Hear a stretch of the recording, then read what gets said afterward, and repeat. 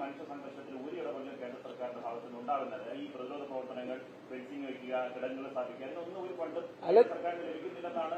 ഞാനത് സമ്മതിക്കുന്നു. കേന്ദ്രത്തിൽ അത് കിട്ടണമെന്ന് ആവശ്യപ്പെട്ടുകൊണ്ട് ഞങ്ങളുടെ എംപിമാരും നിരന്തരമായി പാർലമെന്റിൽ ഞങ്ങൾ ആവശ്യപ്പെടുന്നുണ്ട്. അത് മാത്രമല്ലല്ലോ, കേന്ദ്രത്തിൽ നിന്ന് കാശ് കിട്ടിയാൽ മാത്രമേ ചെയ്യൂ. സ്റ്റേറ്റിന്റെ പ്ലാൻ അലോക്കേഷൻ എന്തിനാ, അതിൽ നിന്ന് എത്ര പെർസെന്റേജ് സ്റ്റേറ്റ് ചെലവാക്കി കൂടി പറയാം. മറ്റേത് നമുക്ക് എല്ലാവർക്കും കൂടി ഒരുമിച്ച് മേടിക്കാം. സ്റ്റേറ്റും ചെലവാക്കുന്നില്ല, ഒരു കാര്യത്തിനും ചെലവാക്കുന്നില്ല. ഭയങ്കരമായി ഇത് വളരെ ഗൌരവതരത്തിൽ കേന്ദ്ര ഗവൺമെന്റിന്റെ ശ്രദ്ധയിൽപ്പെടുത്താനുള്ള നടപടികൾ കൂടി അത് സ്വീകരിക്കണം.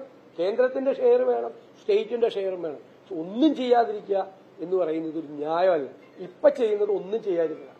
ഞാൻ പറഞ്ഞല്ലോ, സർക്കാരില്ലായ്മയാണ്. ഓരോ വകുപ്പെടുത്ത് പരിശോധിച്ചാലും സർക്കാരില്ലായ്മ എന്നുള്ള വാക്ക് ഞാൻ ആവർത്തിക്കുക. ഇപ്പൊ ഈ വനാതിർത്തികളിൽ സർക്കാരില്ലായ്മയാണ്. ആരുമില്ല രക്ഷിക്കാൻ.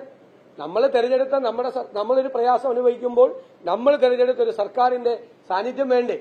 ആ പാവങ്ങൾക്ക് അത് അനുഭവിക്കുന്നുണ്ടോ? അതാണ് ചോദ്യം. സർക്കാരില്ലായ്മയുടെ ഭാഗമാണ് ഈ നിസ്സംഗം. അവസാനിപ്പിക്കും.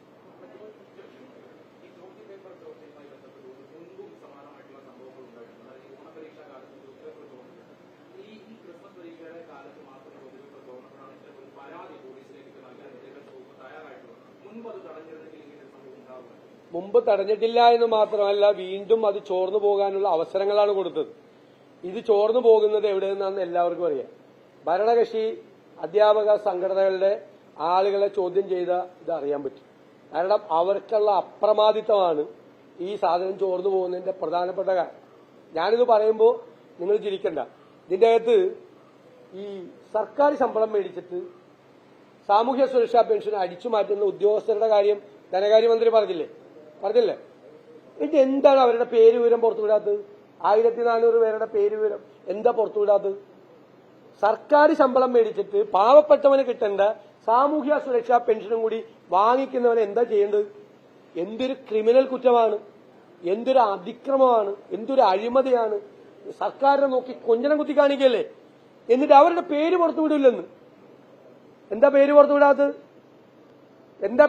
ധൈര്യം ഉണ്ടെങ്കിൽ അവരുടെ പേര് പുറത്തുവിടണം. അല്ലെങ്കിൽ നമ്മൾ കോടതിയിൽ പോയി പേര് പുറത്തുവിടണമെന്നുള്ള പേര് പുറത്തുകൊണ്ടിട്ടുണ്ട്. ശമ്പളം മേടിച്ചിട്ട് അതിന്റെ കൂടെ പാവപ്പെട്ടവന്റെ പെൻഷനും കൂടി അടിച്ചു മാറ്റുന്ന ഉദ്യോഗസ്ഥന്റെ പേര് വിവരം പുറത്തു കൊടുക്കില്ല. പേര് വിവരം പുറത്തുവിട്ടാൽ ഞാൻ നേരത്തെ പറഞ്ഞ പ്രശ്നം ഉണ്ടാവും. ചോദ്യ പേപ്പറിൽ ഓർത്തിയതുപോലെ അത്രയേ ഉള്ളൂ. അതാണ് പേര് വിവരം. നമ്മളെ വല്ലവരും ആയിരുന്നെങ്കിൽ എപ്പോഴേ പേരൊക്കെ വന്ന് ഇപ്പൊ ജയിലിൽ കൊണ്ടുപോകുന്ന ഫോട്ടോയൊക്കെ വന്നല്ലേ നിങ്ങൾക്ക് വിഷ്വല് കിട്ടിയാലേ. മിണ്ടാട്ടുമില്ല, പറയില്ലെന്ന്. അവരെ കൊണ്ട് തിരിച്ചടപ്പിക്കാൻ നോക്കുകയാണ്. അതാണ് ചെയ്യേണ്ടത്. അവരെ കൊണ്ട് ആ പൈസ തിരിച്ചടപ്പിക്കാൻ നോക്കുക. തിരിച്ചടച്ചോട്ടെ. അതുകൊണ്ട് ആ ക്രിമിനൽ കുറ്റം ഇല്ലാതാവുക. പിരിച്ചുവിടണ്ടേ? സർവീസിന് പിരിച്ചുവിടണ്ടേ? വേണ്ടേ? പേര് പോലും പുറത്തു പറയില്ല. വേണ്ടപ്പെട്ടവരാണ്. അതുകൊണ്ടാണ് അത് അരീക്കോട് തന്നെ കേരളം മുഴുവൻ ആവർത്തിക്കപ്പെടുന്നതാണ്. അതുകൊണ്ടാണ് ഗൌരവത്തോടുകൂടി ഞങ്ങൾ ഹൌസിൽ കൊണ്ടുവന്നത്. അന്ന് മുഖ്യമന്ത്രി ചില മറുപടി പറഞ്ഞു. അമിതമായ ജോലിഭാരവും അമിതമായ രീതിയിൽ നേരത്തെ പറഞ്ഞല്ലോ, പ്രൈവറ്റ് കമ്പനികളിലൊക്കെ ഉണ്ടായതിന്റെ പേരിൽ കുട്ടികൾക്കുള്ള സമ്മർദ്ദം പറയല്ലോ, അതിനേക്കാൾ പരിതാപകരമായ സ്റ്റേജാണ് പോലീസിനുള്ളത്. ക്രൂരമായിട്ടാണ് പെരുമാറുന്നത്. ക്രൂരമായിട്ട് അസുഖം വന്നിട്ട് വീട്ടിൽ പോകാൻ പോലും പറ്റാത്ത ആളെ, സർജറി കഴിഞ്ഞിട്ട് വന്ന് വീട്ടിൽ തിരിച്ചു വന്ന ജോയിൻ ചെയ്ത ആളെ വീണ്ടും അയാളെ കൊണ്ട് എടുപ്പിക്കാൻ പറ്റാത്ത പണി ചെയ്യിപ്പിക്കുക ഉൾപ്പെടെയുള്ള കാര്യം. ഇതാണ് നിയമസഭയിൽ കൊണ്ടുവരാൻ കാര്യം. ഈ അരീക്കോട് തന്നെ ഇത് മൂന്നാമത്തെ സംഭവമാണ്. മേലുദ്യോഗസ്ഥന്മാർ ഇടപെടുന്നില്ല, ഗവൺമെന്റ് ഇടപെടുന്നില്ല. പോലീസിലെ ഒരുപാട് പേര് ആത്മഹത്യാ മുനമ്പിലാണ് നിൽക്കുന്നത് എന്ന് ഞങ്ങൾ അന്ന് നിയമസഭയിൽ പറഞ്ഞതാണ്. അതാണ് ആവർത്തിച്ചുകൊണ്ടിരിക്കുന്നത്. ഒരു നടപടിയും സർക്കാർ സ്വീകരിക്കുന്നത്.